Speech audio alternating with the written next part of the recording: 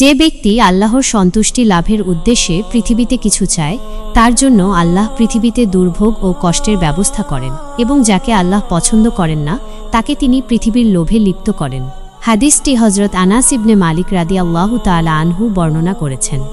এই হাদিসের মূল কথা হল, আল্লাহ যাকে ভালোবাসেন তিনি তাকে দুনিয়ার বিভিন্ন কষ্ট ও বিপদের মাধ্যমে পরীক্ষা করেন। এই পরীক্ষাগুলোর উদ্দেশ্য হল সেই ব্যক্তি যেন আল্লাহর দিকে ফিরে আসে এবং তার আখিরাতের জন্য প্রস্তুতি গ্রহণ করে।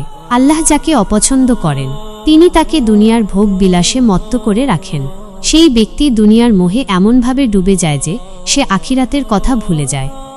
এই হাদিসটি আমাদের শিক্ষা দেয় যে দুনিয়ার সুখ শান্তি জীবনের মূল লক্ষ্য নয়, বরং আল্লাহর সন্তুষ্টি অর্জন করাই আমাদের প্রধান উদ্দেশ্য হওয়া উচিত। আসসালামু আলাইকুম বন্ধুরা, আমাদের এই ছোট্ট চ্যানেলটিতে আমরা নিয়মিত ইসলামিক জ্ঞান, অনুপ্রেরণামূলক আলোচনা এবং জীবন ঘনিষ্ঠ বিভিন্ন বিষয় নিয়ে আলোচনা করি। যদি আমাদের আলোচনাগুলো আপনাদের ভালো লেগে থাকে এবং আপনারা আরও জানতে আগ্রহী হন, তাহলে অবশ্যই আমাদের চ্যানেলটি সাবস্ক্রাইব করুন। আর হ্যাঁ, আপনাদের মূল্যবান মতামত জানাতে কমেন্ট করতে ভুলবেন না। আপনাদের উৎসাহই আমাদের সামনে এগিয়ে যাওয়ার অনুপ্রেরণা।